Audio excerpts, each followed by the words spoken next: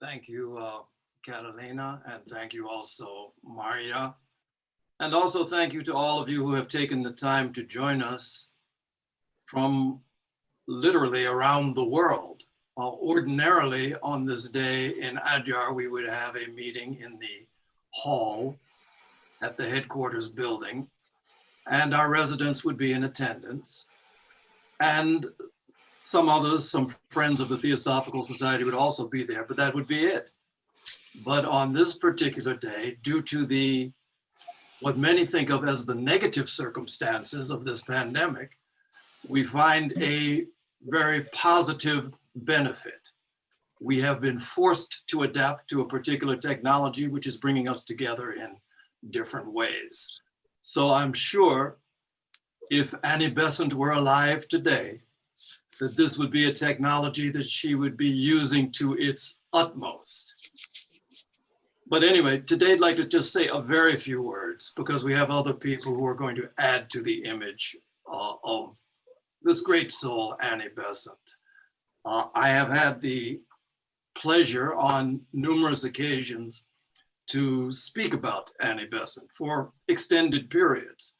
And the remarkable thing about it is that however many times I revisit her life, it seems as if there's always some new facet of it that can be explored to some depth.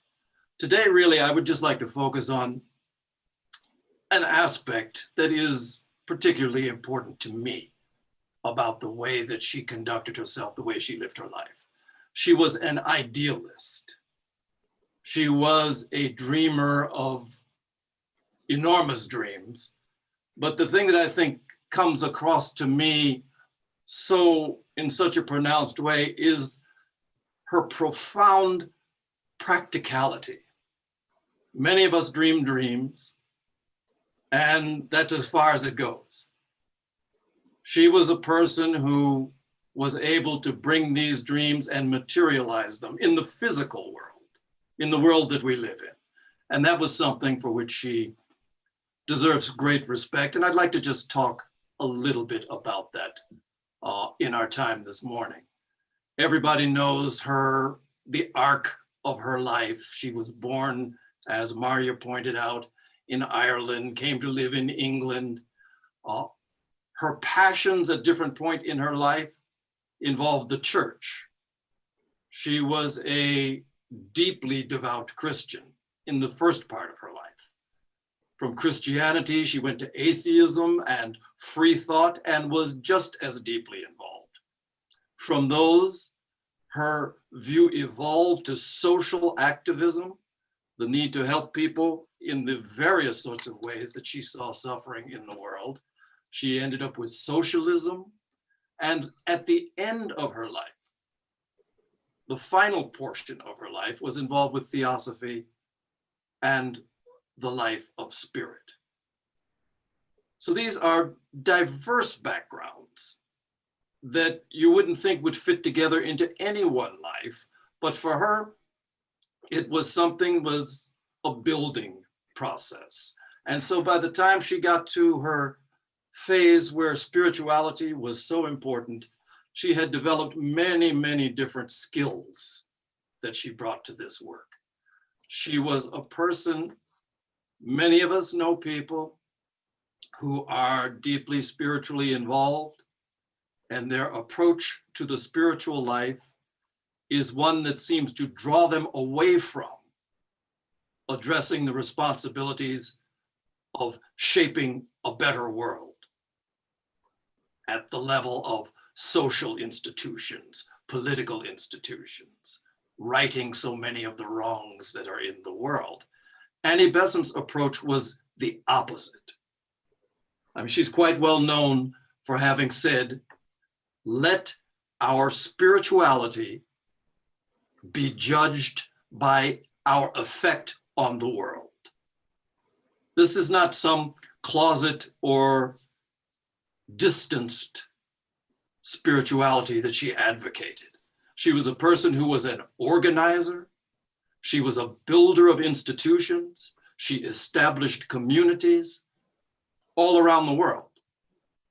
And one of the features of her life, it seems, in India, in Europe, in the United States, at different points in her theosophical career, she was involved in the purchase, the acquisition, and even the gifting of land, of buildings, of real estate. And it was something that she found to be central to the work that she did. I mean, we're all aware that the great Benares Hindu University in Varanasi was able to become the university because she founded, got the land, built the buildings for the Central Hindu College in what was then Benares, and then gifted it to this forming Benares Hindu University. After founding the Young Men's India Association in response to the need to train leaders for an Indian nation, a nation which had not yet appeared, but which she was advocating for. She founded the Young Men's Indian Association, and then she personally sponsored, paid for the building of the Great Hall that became a focal point for speeches by her, by Gandhi, by other great souls in the Indian independence movement. So this was something that she felt that properties, land, buildings were part of the development of a complete social network that could then impact the world in positive ways. When we just talk about the Theosophical Society, her points of view and her approach to that drew on an even more expansive vision. Annie Besant was focused on the development of magnetic centers. And she did that by creating, really, she would use the term colonies of individuals and families who were capable of effecting, through their living together, focused on a particular point. They were able to influence the magnetic currents of the world by developing what she described as a feeling of true brotherhood. This was brotherhood in action, not in thought merely. As international president of the Theosophical Society, of course, a good deal of my time in a normal year would find me in Adyar. The Adyar campus has been there since 1882, when Alcott and Blavatsky first came to the place. It began as 26 acres of land. In 1907, when Colonel Alcott passed and Annie Besant became president, she immediately took it upon herself to expand that campus. In less than 4 years' time, the 26-acre campus, she had increased to almost 10 times its previous size. She had added, and it was a 253-acre campus that was then able to invite and support students from around the world, residents who could live, who could create, who could work together toward this great end of creating really a new world based on this vision of brotherhood. But it wasn't just in India that she was so active. All throughout India, there are stories of how theosophical centers were influenced, were developed, were founded through her efforts. In Europe, to this day, what we know as the International Theosophical Center in Naarden, just outside of Amsterdam, 40 acres of wooded land that was donated to Annie Besant.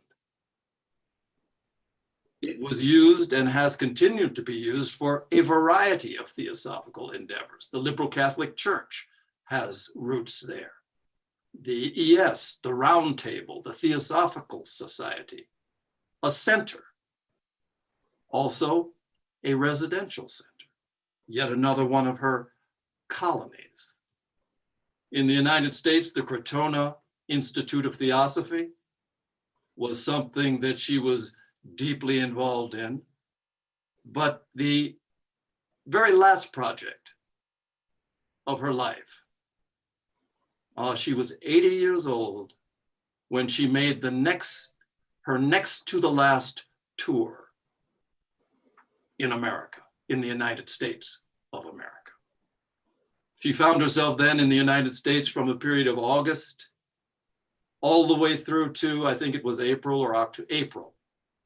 And during those months, in addition to attending the Congress of the Theosophical Society in Chicago, she traveled to the really tiny community of Ojai, California.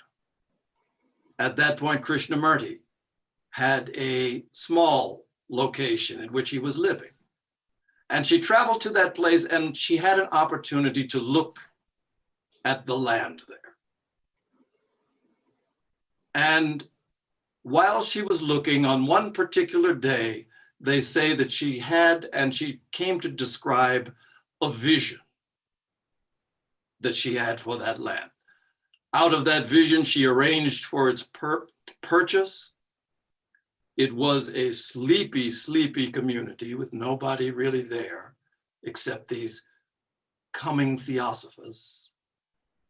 But she had a vision, she saw something, and she described this spot as something that she felt would develop into a cradle of the new civilization in America. She was 80 years old.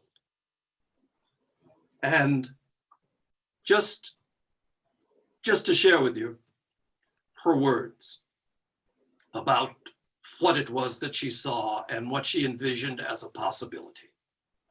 When talking about this area, which came to be called, she named it the Happy Valley. Later, there developed a Happy Valley school, a museum, other things, but it was called the Happy Valley. What she envisioned was this, in her words.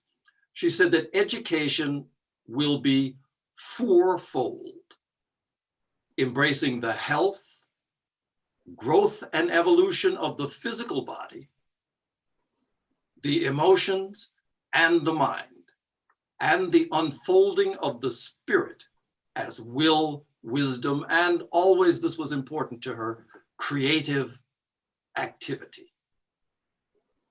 The foundation will include a school, later, I hope, a college, which will include literature, science, arts, and manual occupations.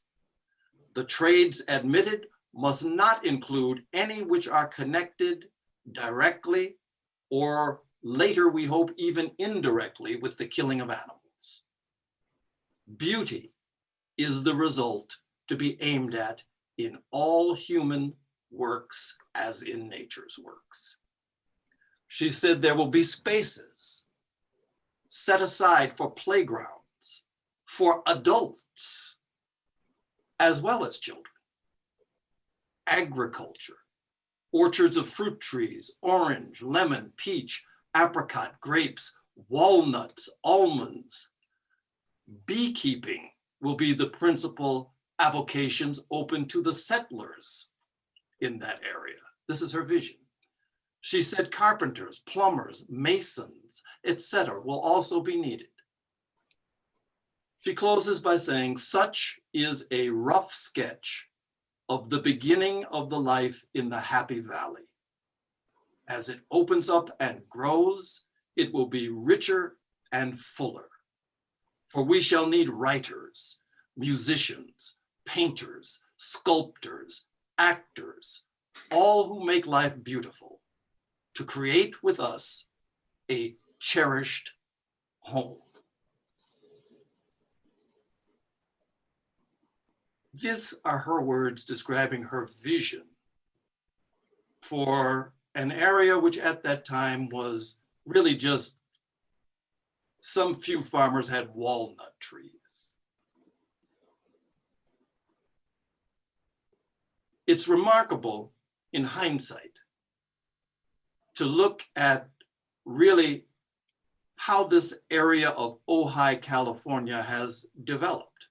Some of you have been there and you're aware.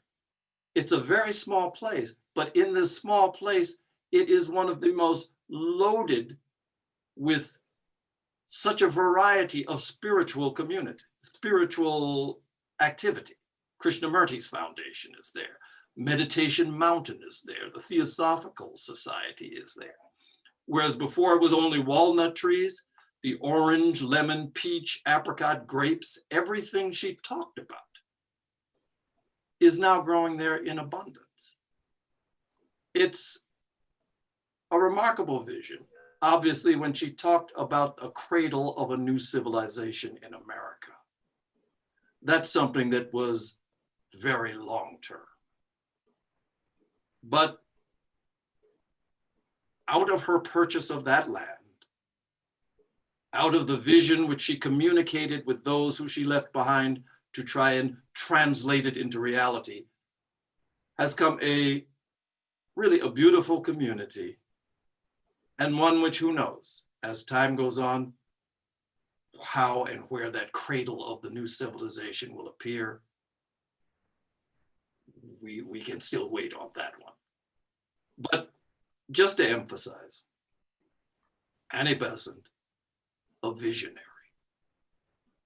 but a visionary who didn't just dream dreams, a visionary who found ways to translate those dreams into reality, into the forming of something as yet unseen, but a benefit to the planet and certainly to the work of the Theosophical Society. She's a great example,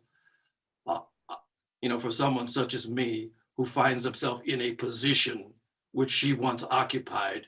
It is certainly humbling. So on this particular day, I just offer these thoughts about a practical idealist who has been among us, who has led and who has influenced this world in remarkable ways that are still fulfilling themselves.